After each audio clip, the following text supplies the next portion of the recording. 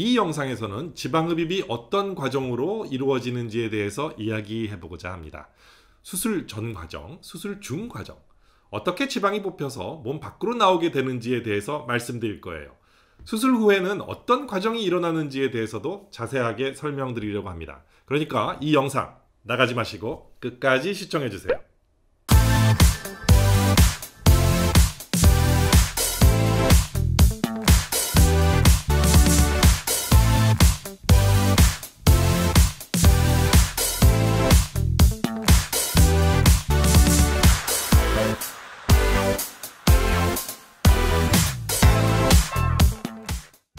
안녕하십니까. 지방대학 총장 닥터한입니다. 지방흡입에 대해 알아보고 계신가요? 지방흡입은 어떻게 흡입이 되는 것인지, 어떤 과정을 거치게 되는 것인지 궁금하셨나요?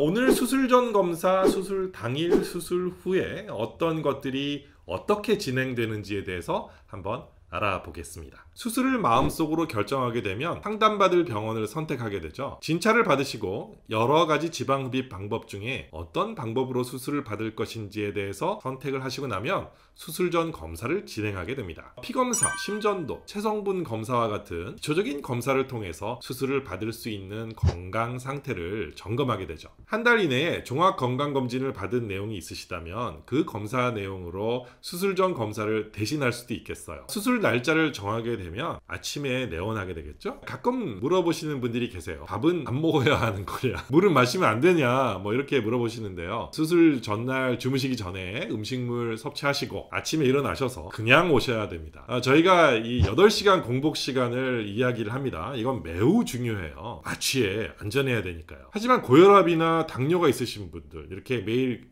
약을 드시는 분들은 물 정말 조금 가지고 반드시 약을 드시고 오셔야 됩니다. 수술 당일에 병원에 오시게 되면 수술 전 디자인을 하고 수술 방으로 이동을 하게 됩니다. 디자인 과정은 정말 중요한 과정입니다. 이 좋은 수술 결과를 얻기 위해서는 디자인이 정말 중요하죠. 디자인에 대해 궁금해 하시는 분들은 이 위에 이 링크 일로 들어가시면 디자인에 관련된 영상을 보실 수 있습니다. 수술방에 들어가면 몸 전체를 소독제로 소독을 하고요, 수술을 하게 됩니다. 요즘 지방흡입은 모두가 이 투메선트 용액이라는 걸 이용을 해서 수술을 합니다. 이 용액 안에는 리도카인 마취제가 들어가 있고요, 에피네프린이라는 혈관 수축제가 들어갑니다. 거기에 원장님에 따라서 약간 다르게 바이카보네이트 소듐이라든가 트라이암시놀론, 히알루로니다이스라는 이런 약물들을 섞기도 해요. 아무튼 리도카인과 에피네프린이라는 약이 제일 중요한데요, 이 용액의 역할은 물론 아프지 않게 하는 기능이 제일 먼저고요, 흡입을 위해서 지방 조직을 부풀리게 하는 역할을 하게 됩니다. 지방세포는요, 여러 개가 모여서 하나의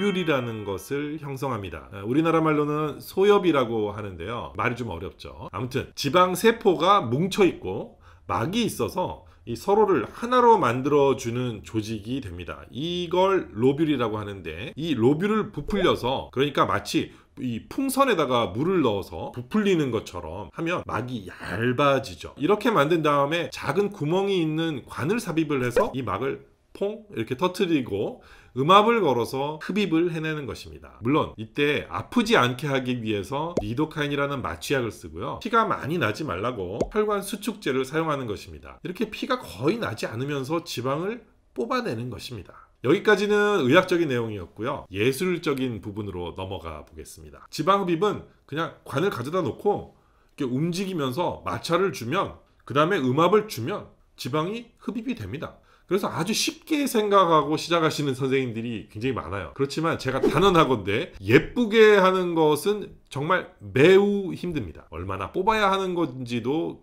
정말 중요하죠. 보통 환자분들이 많이 뽑아주세요, 싹 다 뽑아주세요, 많이 막 이렇게 말들을 많이 하시는데, 이런 말은 잘못하면 원장님들이 자기 실력보다 더 많은 지방을 뽑아내는 시도를 할 수 있기 때문에 조심하셔야 돼요. 피부 바로 아래 약간의 지방이 남겨져 있어야 수술한 다음에 울퉁불퉁해지지 않아요. 그런데 과도하게 하다 보면 지방의 제일 상부층을 건드릴 수 있게 되어서 울퉁불퉁한 결과를 만들 수 있습니다. 한번 울퉁불퉁해진 건 고치는 게 굉장히 힘들고요, 재수술을 통해서 복원할 수 있는 원장님은 몇 분 되지 않으세요.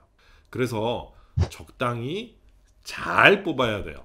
이 잘이라는 말 안에 바로 이 예술성이 들어있는 거죠. 뭐라고 이렇게 수치로 표현할 수 있는 게 아니고 이 시각적인 느낌이 정말 좋은 결과다 라고 이야기할 수 있는 거니까요. 그래서 수술을 하고 나면 이렇게 바로 아름다운 모습을 만들어낼 수 있으면 정말 수술을 잘하는 원장님이신 거예요. 수술을 했는데 더 나온 것 같다던가 모양이 예쁘지 않다던가 울퉁불퉁하다면 물론 시간을 좀 더 지켜봐야 되겠지만 결과가 그렇게 원더풀 이렇게 되지 않을 가능성이 매우 높습니다. 예술적인 느낌, 즉 시각적인 느낌이 맞는 원장님을 선택하시게 되면 되겠어요. 오늘도 어떤 분이 몇 cc를 뽑을 수 있냐고 물어보시던데, 여러분 몇 cc 뽑는 건 정말 중요한 게 아니에요. 어떤 모양으로 뽑을 수 있는지, 부작용을 만들지 않을 정도로 경험이 많은지, 흉터는 많이 만들지 않는지, 이런 것들이 더 중요하죠.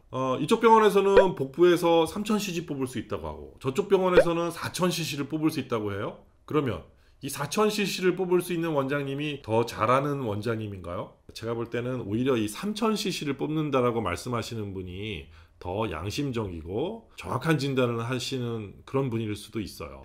미용실에 가서 머리 많이 잘라주세요. 네, 머리 많이 자르는 분이 훨씬 잘하는 분이에요. 이렇게 판단하는 것과 마찬가지일 수 있어요.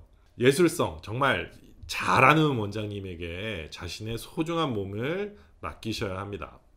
오늘은 지방흡입의 과정에 대해서 이야기해 보았습니다. 여러분 이 영상이 마음에 드셨다면 여기 밑에 좋아요, 구독, 알림 설정까지 꽉꽉꽉 이렇게 눌러주세요. 좋은 하루 되십시오.